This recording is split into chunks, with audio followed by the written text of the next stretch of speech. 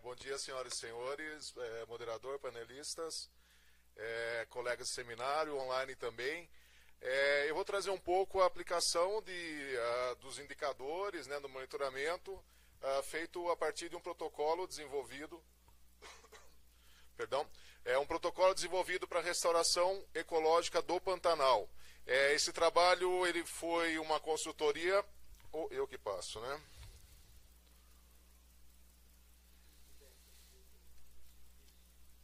Obrigado. Foi um trabalho desenvolvido, então, foi um referencial teórico desenvolvido sobre restauração e monitoramento dentro do Pantanal.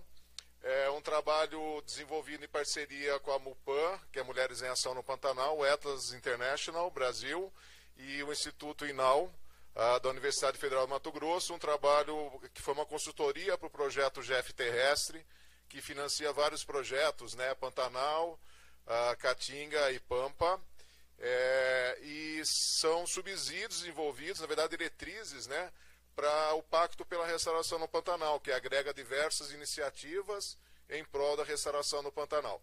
Esse trabalho ele foi executado pela MUPAN, mas conduzido com muita primazia pela professora Kátia Nunes, presente aqui, e que atuou como coordenadora científica do trabalho, junto com um grupo de exímios pesquisadores que fizeram uma série de análises a partir de 7 projetos de restauração no Pantanal que foram financiados pelo GEF Terrestre de 2020 a 2024, e também se debruçaram sobre dezenas de publicações internacionais sobre restauração de áreas úmidas, né, que é a grande expressão, né, que a gente tem trabalhado com relação ao Pantanal. Então, assim, não se ater só ao Pantanal, claro, às especificidades do bioma, mas também com relação a áreas úmidas no modo geral, né? Então, principalmente no Brasil, né, esse protocolo ele é muito adequado para áreas úmidas no Brasil do modo geral, né? E também para áreas úmidas do mundo inteiro, né? Então há uma adaptação para isso. Esse trabalho também ele partiu do conhecimento acumulado então entre os cientistas que conhecem bem o Pantanal, estudam há décadas, né? Junto com os gestores desses projetos, gestores ambientais do modo geral, né? Tanto de organizações sociais quanto dos poderes públicos, e também dos conhecimentos das comunidades, né, que vieram aportando os seus saberes desde o início dos projetos, dos 7 projetos, a maioria deles trabalhou diretamente com as comunidades. Esse foi o caso do nosso projeto. Além dessa consultoria, anteriormente, a MUPAN, o Atlas International, junto com o INAU, com a Universidade Federal do Mato Grosso, a gente realizou um trabalho de restauração na RPPN Sesc Pantanal, que fica no estado do Mato Grosso, no município de Poconé, e trabalhou com as comunidades do entorno, então, com a produção de mudas, com mão de obra para restauração, e em todos os momentos a gente teve um aporte de conhecimento muito grande dessas comunidades tradicionais, por conhecimento do bioma, né, conhecimento empírico e como manejar mudas, onde plantar, onde não plantar. Enfim, para o desenvolvimento então desse protocolo, a gente realizou 2 oficinas, com uma média de 30 pessoas em cada, entre gestores e agentes, focados a primeira oficina em restauração propriamente, as técnicas, os métodos, e a segunda oficina sobre monitoramento da restauração especificamente. Tudo partindo do conceito de macrohabitats, que foi ontem desenvolvido pela professora Kátia, mas esse conceito ele se define como as menores unidades da paisagem ali para a região do Pantanal e das áreas úmidas do modo geral, no qual esses macrohabitats eles estão sujeitos às condições hidrológicas, né? Então, níveis de alagamento, o que define faixas, né, na beira dos cursos d'água, dos corpos d'água, com alagamento. Então, tem porções que ficam alagadas como que 6 meses no ano, 5 meses, 4 meses e assim por diante. Cada faixa dessa vai apresentar um tipo específico de vegetação, né? Um determinado número de espécies, principalmente de flora, mas muitas vezes de fauna também, né? Enfim, e o esquema embaixo mostra um pouco, ilustra um pouco, então, esse nível de alagamento e a definição, então, dessas faixas de macrohabitats, né? Então, com base nesse conhecimento, foi desenvolvido, então, esse modelo de restauração para o Pantanal. Então, tem espécies que toleram alagamento por muito tempo, outras menos, né? Então, onde plantar determinada espécie. São conceitos científicos que foram aplicados para a restauração. E esse trabalho também é feito em consonância com políticas públicas e acordos internacionais, então, Política Nacional do Meio Ambiente, Código Florestal, Instrução Normativa do IBAMA 14, que define o PRADA, né, os projetos de recuperação de área degradada ou alterada, o Planaveg, inclusive com a versão atualizada dele, a gente trabalhou, a Convenção de Ramsar também já abordada aqui, e os Objetivos de Desenvolvimento Sustentável da ONU, e também a década da restauração.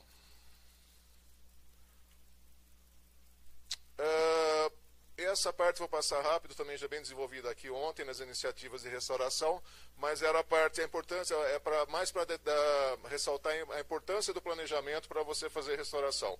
Então, selecionar boas áreas, né, ou áreas prioritárias para isso, contato com o proprietário ou responsável pelas áreas, né, fazer um diagnóstico bacana ali dessa área, né, abordando meio físico, biótico, histórico, socioeconomia, enfim, os vários fatores, mapear esses macrohabitats, selecionar as áreas de referência, também falado ontem aqui, a importância de você ter, então, um ecossistema ainda íntegro para você poder se referenciar e poder replicar, né, de certa forma, a composição, a estrutura que existe ali, florística ou faunística, para essa área que você vai estar fazendo as intervenções para restauração. Aí definir as metas e objetivos realistas, não adianta querer restaurar o mundo, o Pantanal inteiro, né? E se você não vai ter recurso suficiente para isso, recurso não só financeiro, mas capacidade de gestão institucional, capacidade de equipe, né, conhecimentos e assim por diante. E aí a seleção de espécies, desenho, combinações, espaçamentos e assim por diante, né? E aí a prática de restauração, então, a aquisição de sementes, que é um gargalo, Matheus apresentou ontem, e acaba realmente sendo um gargalo para restauração em várias regiões, e isso desde sempre, né? Eu trabalho com restauração, por exemplo, desde 97, né? E desde então a gente tinha problema com produção de mudas, né? Onde captar. A importância de você usar mudas da região, então você não trazer uma muda de muito longe, por conta da viabilidade genética, né? Dessas mudas que você está trazendo para o local ali. Então, às vezes, mudas não adaptadas exatamente para o clima, tipo de solo, determinada praga, doença e assim por diante, né? Então, você tem, de preferência, ter uma produção de mudas com sementes autóctones ali do local, do entorno das áreas de restauração,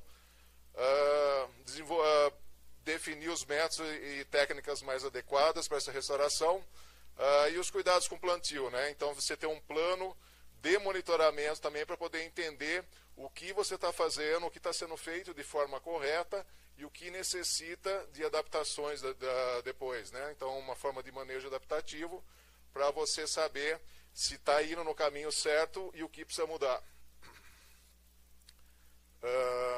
E as manutenções também fundamentais para o sucesso da restauração.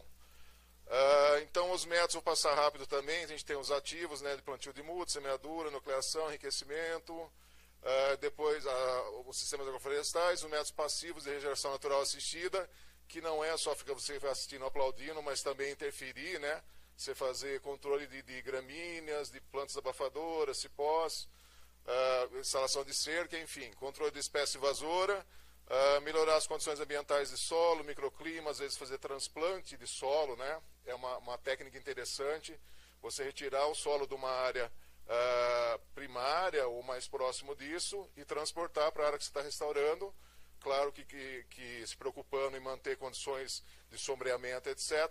Mas com isso você traz um banco de sementes, mas traz também microbiota do solo, né? Que é importante para recompor essa área ali, e que casa com a parte de adubação verde, né? Então você vai restabelecendo as condições do ambiente em vários níveis ali. E a parte de ações complementares, né, de restauração por hidroperíodo, né, então você ter a sazonalidade ali da onde intervir, quando intervir, né, que momento é interessante. Antes da apresentação eu perguntei para a Kátia, tem alguma dica legal, alguma coisa importante para ser dito? Ela lembrou da questão de sementes do Pantanal, que é um fator muito, muito importante, principalmente das áreas que são alagadas, né, com período extenso.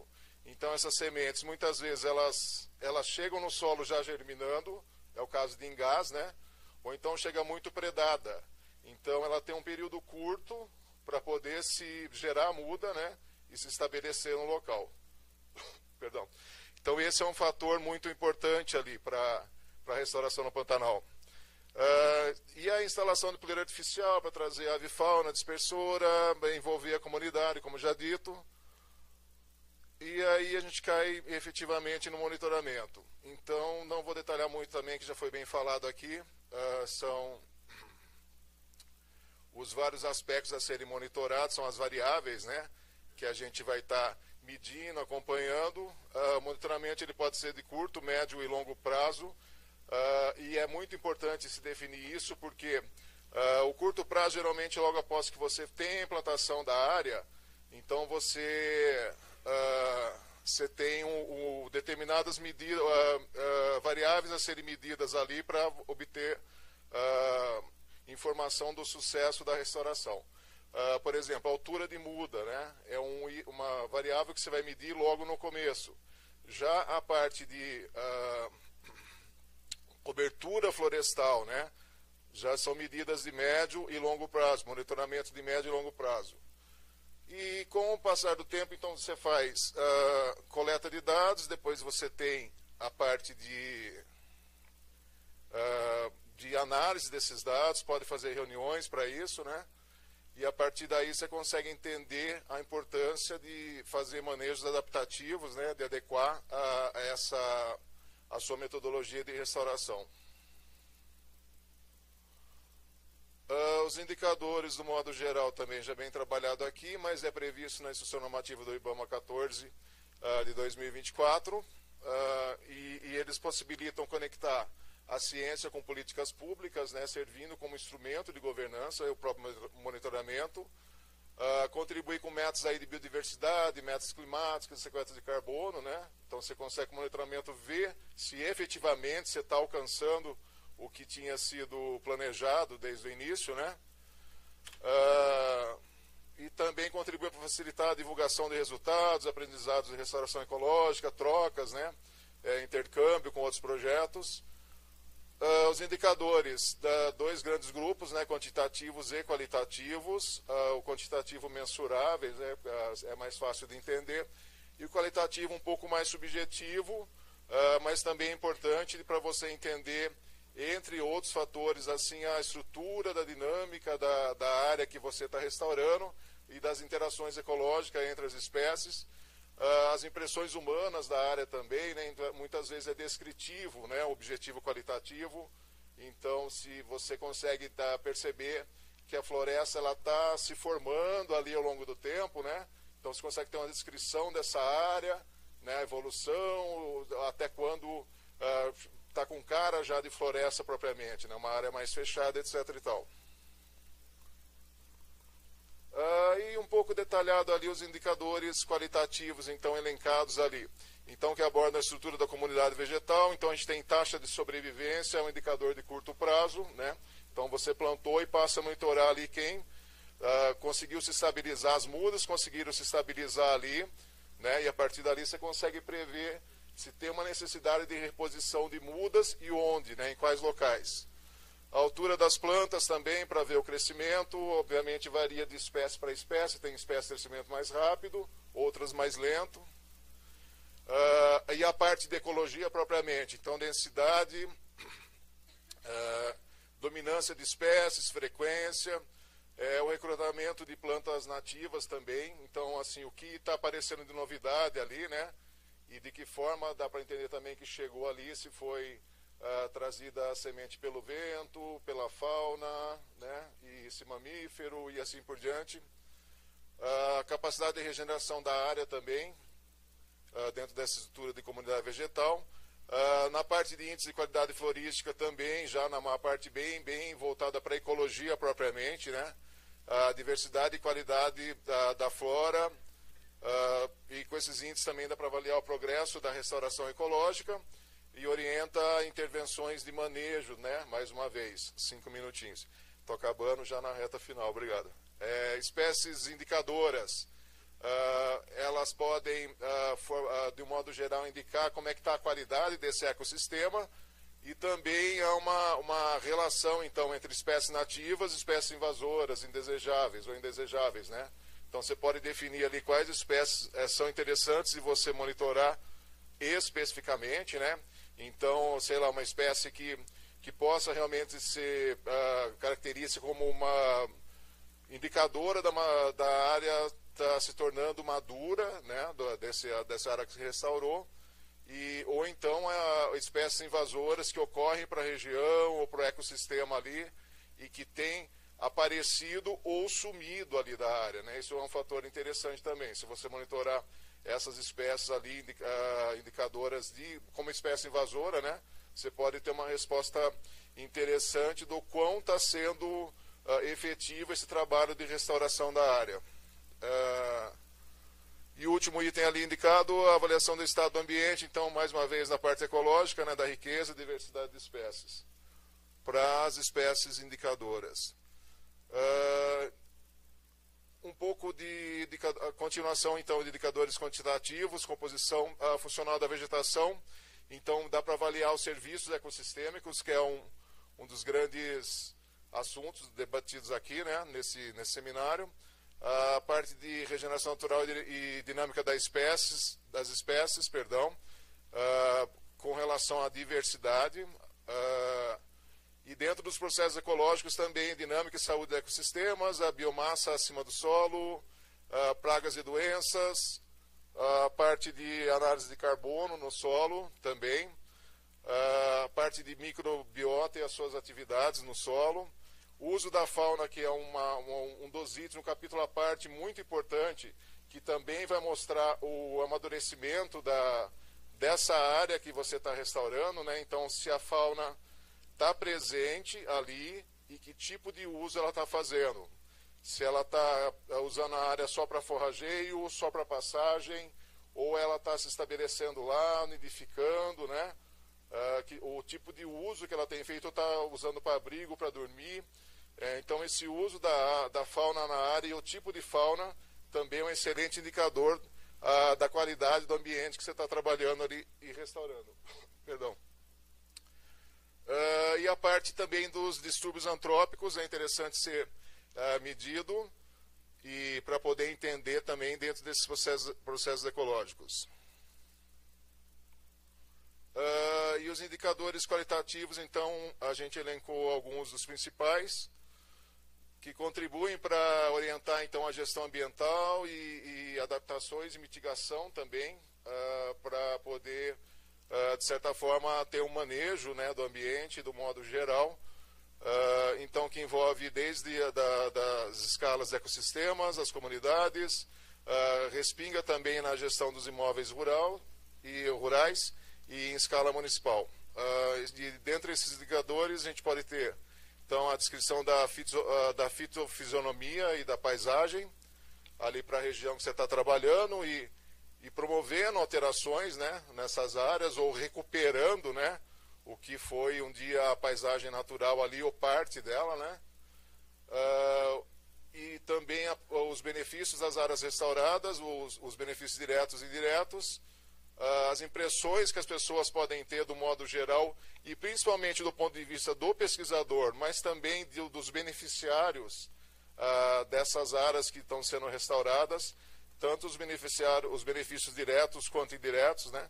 E essas impressões, então, são importantes como informações para alimentar, então, esses indicadores qualitativos.